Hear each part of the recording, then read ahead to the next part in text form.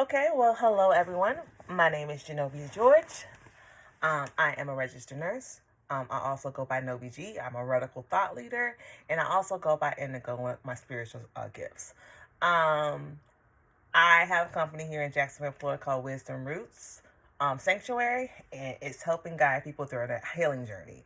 I'm currently still on my healing journey. However, I wanted to share what I have already accomplished. And it's helped me a lot, and hopefully it will help someone else too. I have been through a lot. And I forgot to mention I'm a Reiki practitioner. So I am RNC. Let's pull all my awards out. Not my awards, but my certificates, so y'all won't think I'm just kidding here. So,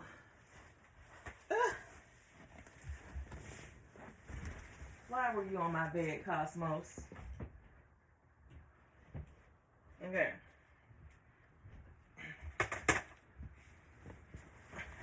Okay.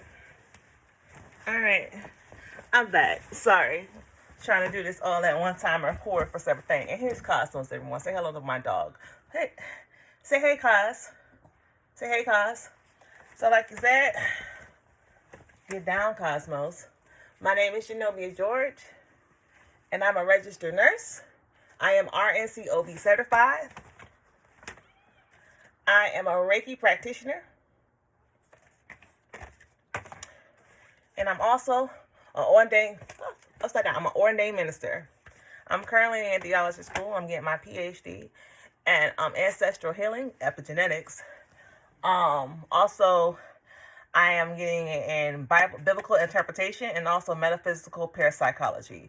My thesis for my dissertation is connecting quantum physics along with spirituality, psychology. Someone's having a good time out there. Psychology and just epigenetics as well. And I felt like the best person to do all this, the blueprint, would be me because I have dealt with so much trauma, a lot that people never realized that I was going through, and it's time for me to speak my truth. So in I'm 37 years old. I graduated high school 20 years ago. I have had a lot of accolades, and I have been a single mother for this entire time. Being a single mother, and I have accomplished a lot. Bought a house during COVID. Been raising both of my girls. They're beautiful girls, and I've been doing it all by myself. No help whatsoever from the families or the fathers. But I'm not here to complain about that because everything happened for a reason. I was built for this. And I am happy that life has turned out how it has. Because if I had not gone through all that, I wouldn't be how I am today. And I love everything about me. So one thing about me is I am a healer. I try to heal, and I try to do things in real time. I like to deal with trauma in real time. And sometimes, some people can't handle that, and it can be trauma. But if you sit there and hold on to the trauma, you end up being depressed. So I had a very traumatic event happen to me recently. And I'm going to go ahead and share that with you guys. So my healing journey started when I locked my hair. I locked my hair back in October of 2022. Locked my hair. I was in midwifery school at that time. So locked my hair. I was talking to someone for about 2 years or so, and I noticed things about him that I did not like. And so I ended conversations with him. I ended relationships with him. Like whatever it was that we had, I ended it because I felt like I was going to dim my light if I continued to be with that person. And I ended up getting in a relationship with someone who was head over heels in love with me.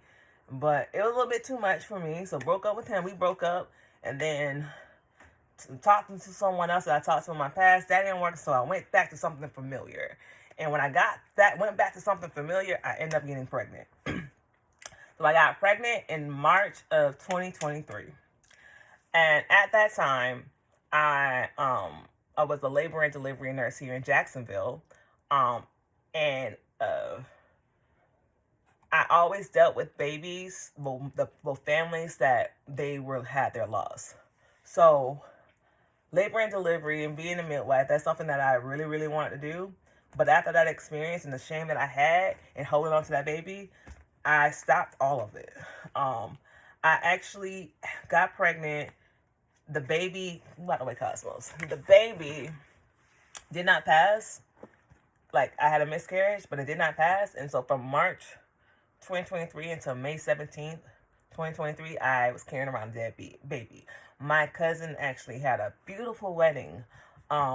She had a beautiful wedding, and during that time, I actually was pregnant with a dead baby. And so I was there with my date, who was so happened to be my middle school boyfriend.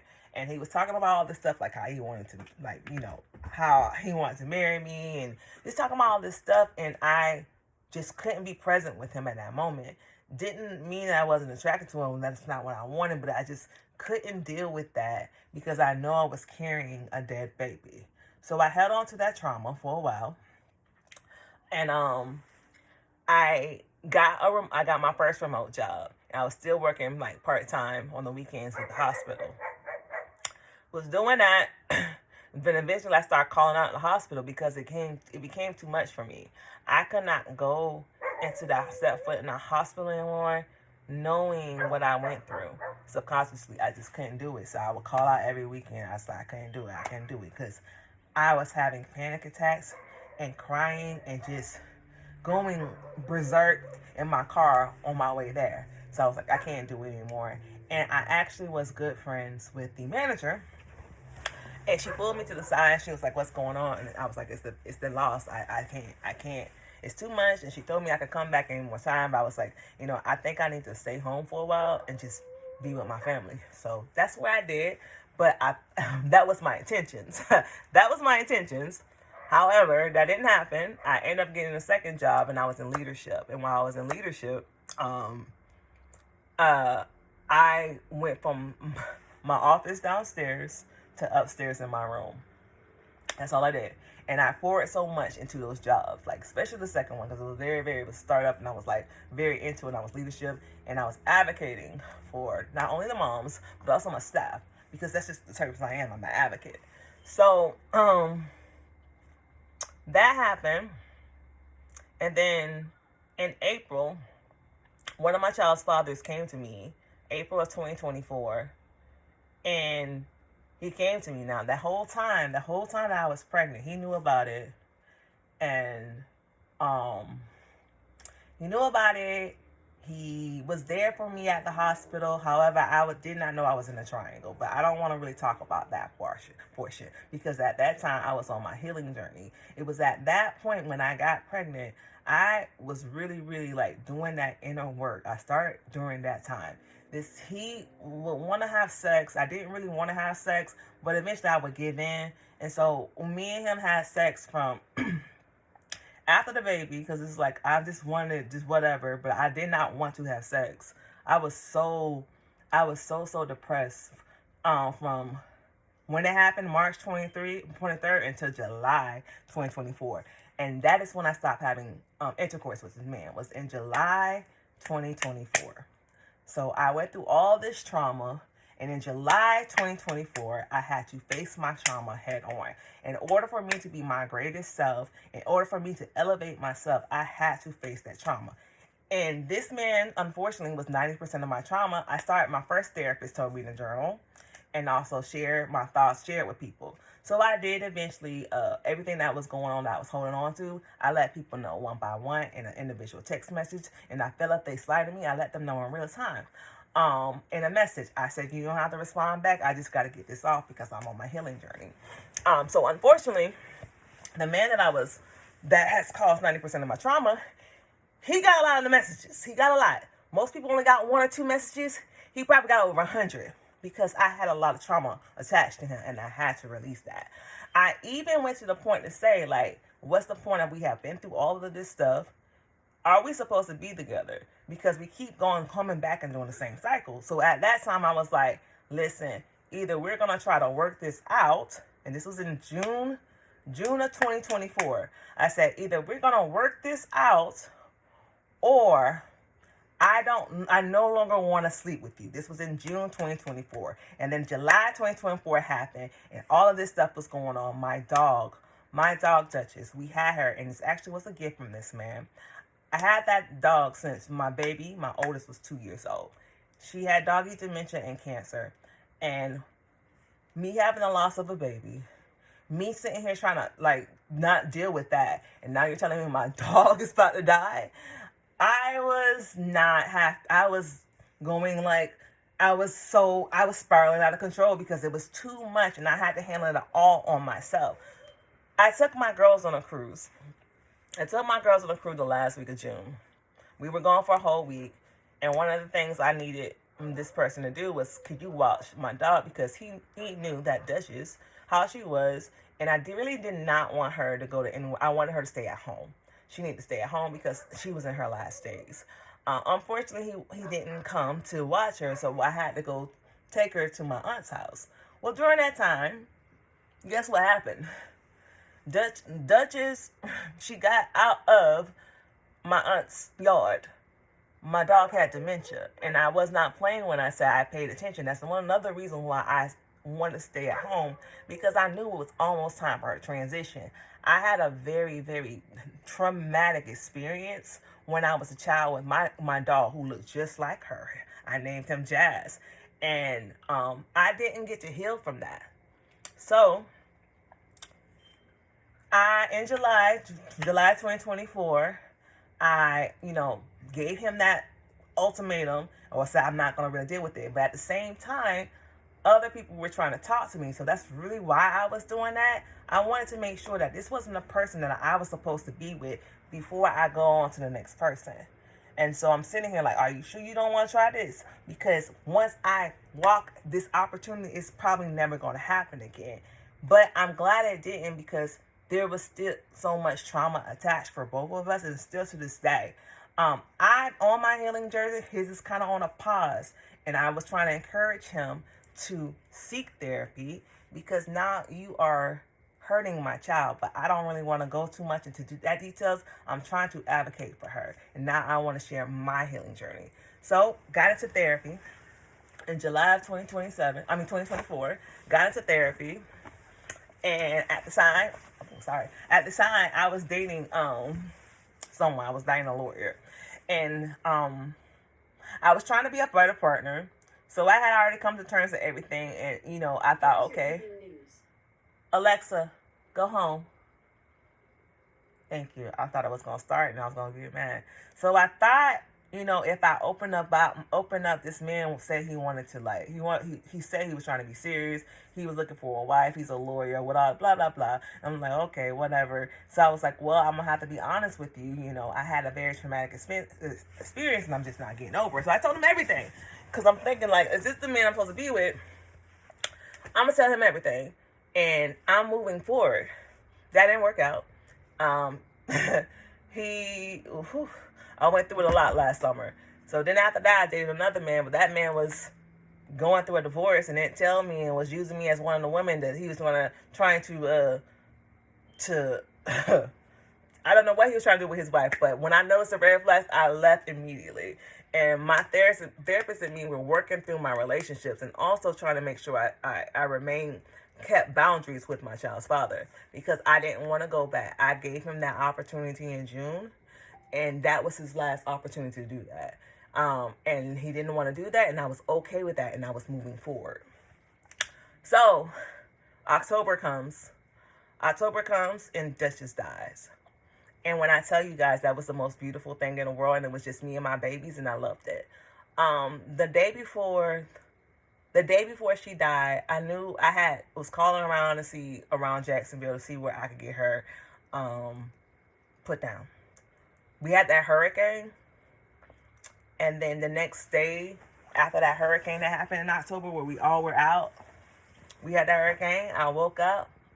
I had already arranged to have her, put down on October 26th. This was 10/10/24. I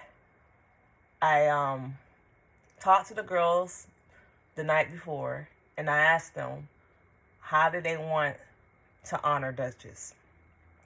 So they decided they want to get her cremated. They want to get her paw prints done and a lock of her hair. So I called around everywhere, and I had made arrangements. I had to hurry up and change those arrangements,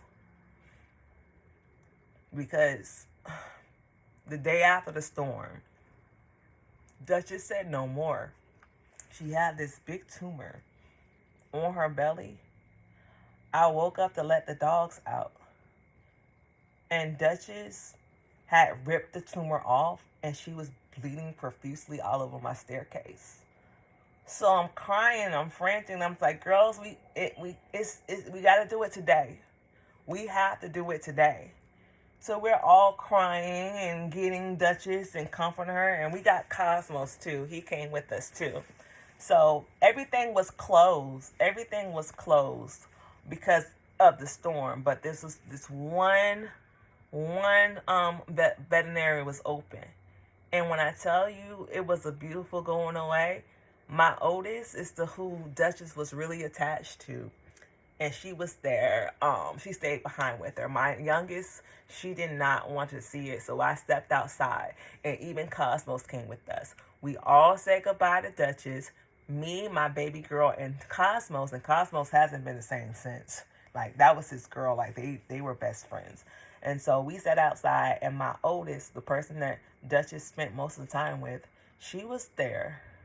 And Duchess was put to sleep. And she died at 10:10 on 10/10/25. So that was the beginning of my facing my fear. Because I had so much fear of not knowing if I would be able to support my kids or be able to handle the passing of Duchess, someone who had been a part of my life for so long. But I did well, and I was so proud of myself, and it was beautiful. We went to my parents' house. I told everyone after it was done, and everybody was like, "Oh no!" They come out. I'm like, "It's already done. We're good. I already made arrangements. We're just waiting for her body." So I felt so proud of myself that I was able, because I didn't think I was going to be able to handle that. That was a tough loss for my family. Extremely tough. She has been around. She literally I get sad thinking about it because she literally has been around since my baby was 2. That was a blessing to my life.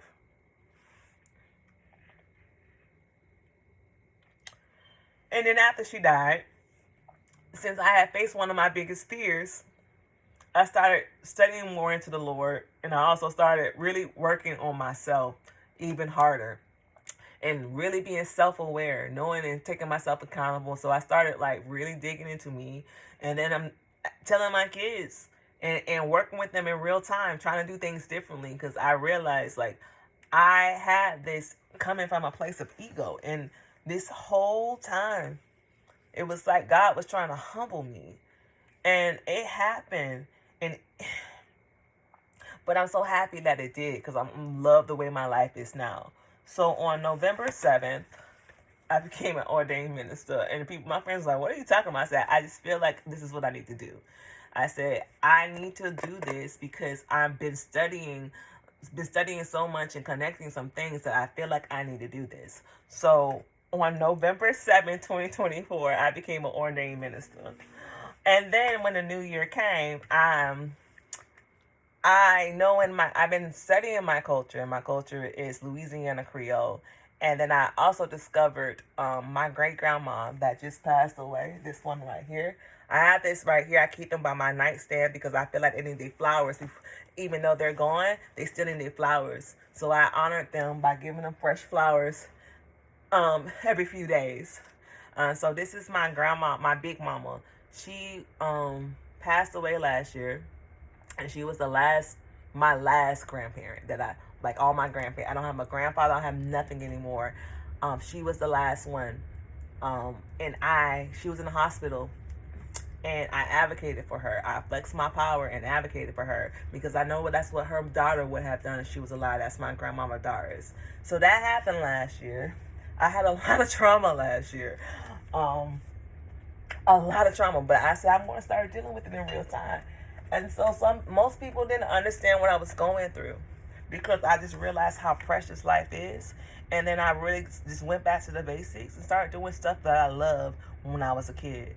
And that's looking at the stars, going to the beach, museums, and watching documentaries. I have spent the whole year doing everything exactly what I love.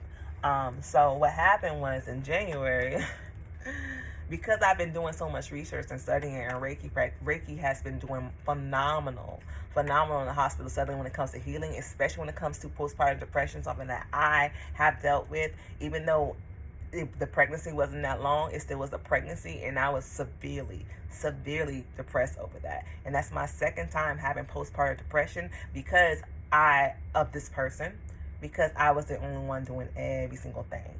And I'm not gonna lie, I did pray for that baby to go away, because not out of shame, and because I never wanted to bring another baby into the world like that. I just refused. And I prayed, I'm not even gonna sit here and lie, I prayed that baby away, because I didn't want to go through an abortion, because I did have to have an abortion a couple years ago because I was taken advantage of, and I didn't want to do that route. So I was just went down to God and was just praying, and then the next thing you know, I started bleeding. But the only thing is that baby held on, and that baby changed my life. Even though March, it was only in my life from March to May. We named her Indica. That baby changed my life. It forever changed my life. I dropped out of midwifery school. I stopped doing something that I love and something I'm really, really good at because of that trauma. It was very traumatizing. So then I've been looking at getting my perinatal mental health counseling certification, because that's something that unfortunately I have experienced. I'm currently still experiencing. So I got that, and one of the things that's really, really good with that is Reiki, and it's just energy healing, and that's something that I'm really good at. So I got certified to become a Reiki practitioner, and I've been doing that, and I've been working with people, and I've really been healing them. I'm happy. I combine scripture, and if they need, I meet people where they are. Some people don't need, I ask what they need, what they like, and then I literally have studied everything, because I want to be a resource for everyone. So you name it, I'm studying it, and I'm going to help use my energy to help you get through whatever you get through, because I understand pain, because I have been through so much trauma, and that is why my company is named Wisdom Roots. So I kind of wanted to tell you a little bit about what I've been going through over the last couple years, but I'm not in a bad place. I'm in a very happy place, because I'm truly and showing up as myself 100% authentically every single day, and I really do think that's beautiful. So if you have sat here and watched that long, thank you. I do something called divine alignment. I try to show what has been helping me over the last several years. I am neurodivergent. And I'm also, I'm also deaf, moderate hearing loss. So I do wear hearing aids. So I perceive the world totally different from everybody else, and my brain thinks in threes. So with that being said, I'm able to look at something, and I can develop a formula, and it's just based off the stuff that I learned when I went to Paxton in college. Look at everything like it's literature, right? Even with the books of the Bible.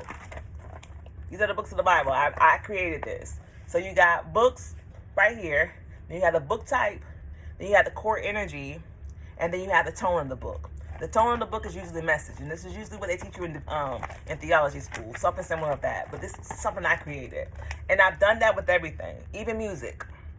I have a framework and everything. And one thing my therapist always says, she's like, Janelle, how are you going to present this to the world? I said, I don't know how I'm going to present it, but I just been doing this, and I feel it has been so helpful. And this is kind of what I be doing with people when they're going through their things. So I said, this is the perfect time for me to do this. And so that's why I've been building WisdomRoots and everything. So even with tarot cards, everything has oracles as well. I like to work with oracles that are like, give positive messages about healing.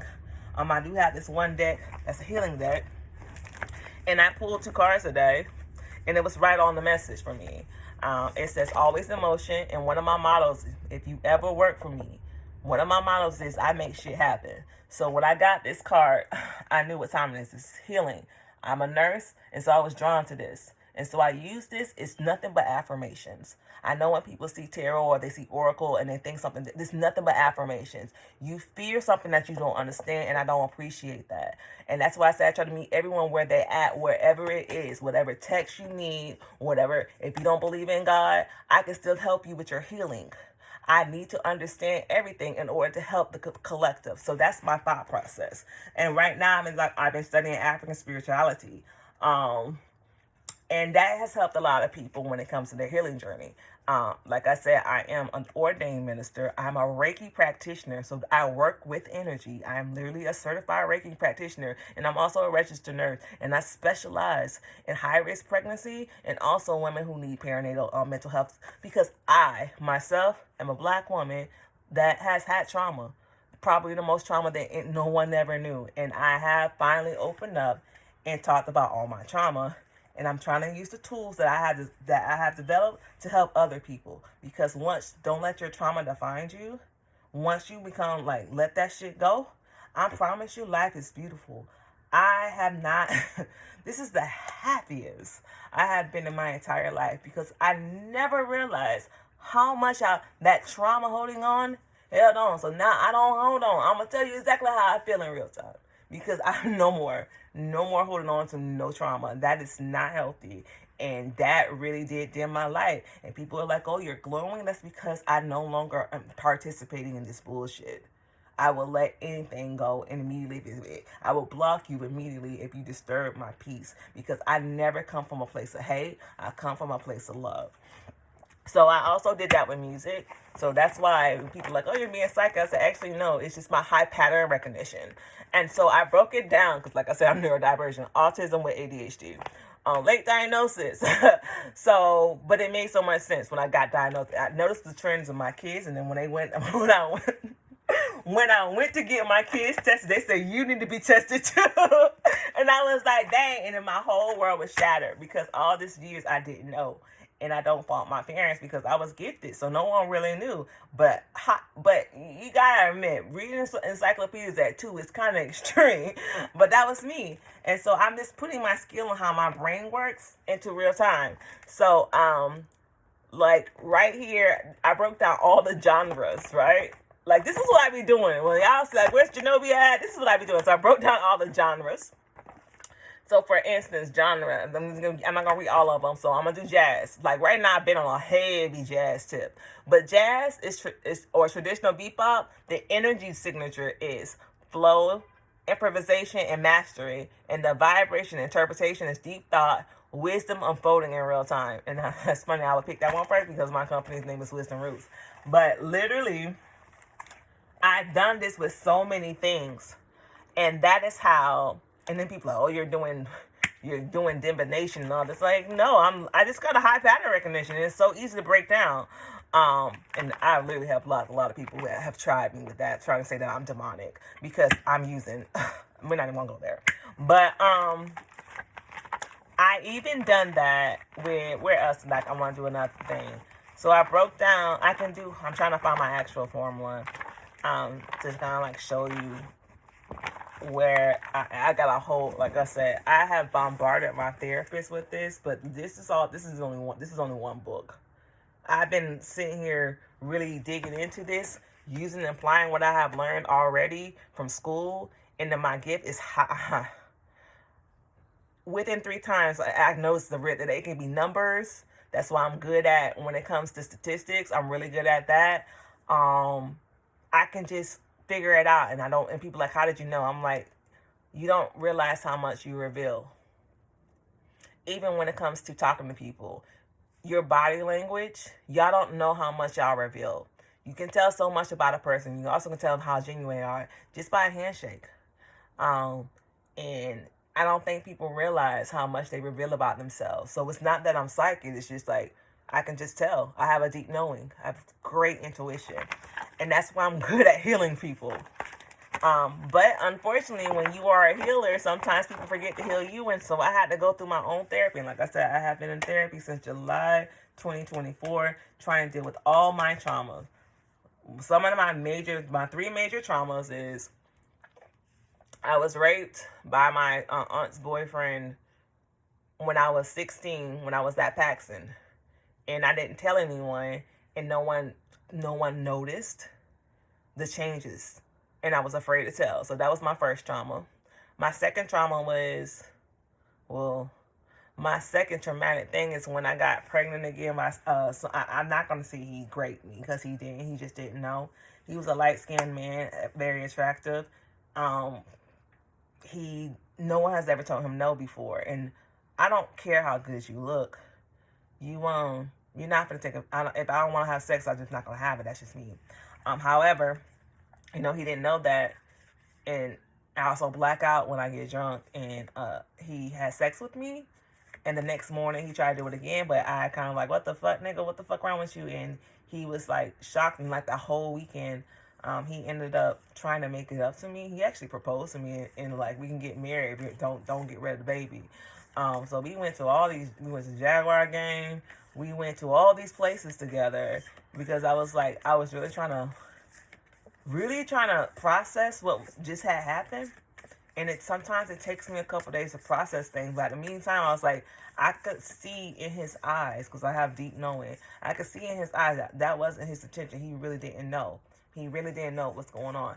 A couple weeks later, I found out I was pregnant. I texted him and I was like, I'm not keeping it. And he was like, it's your body, do what you need to do. And that was the last time I ever talked to him. And I had an abortion. And I never thought I would ever have an abortion because I was so anti-abortion. So I had my abortion because I didn't want to have all that. Even though he promised me the world, I just was not going to do that off the strength of that. And it was kind of like, did he rape me or did he not rape me? And I was like, you know what? I'm not, I don't want to deal with this. I don't want to have to deal with this.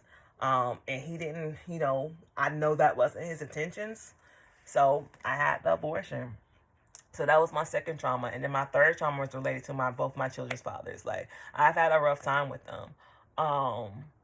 Because I had a rough time trying to have these men actually be responsible. And I've been the only one that's been taking care of my kids since they existed. It's just been me. So I really hate when people praise me, saying, oh, you're doing it all, you're by yourself, oh, you're such an amazing mom. I said, it's not easy for me. Like, I didn't want to do this. But I love my kids, and I love them very dearly, and they're very good, very good. However, the men that I created them with, they just weren't there for me in the way I needed them to be. And now I'm advocating for both my girls with their dads, and they don't see the trauma that they caused their girls, and it hurts me.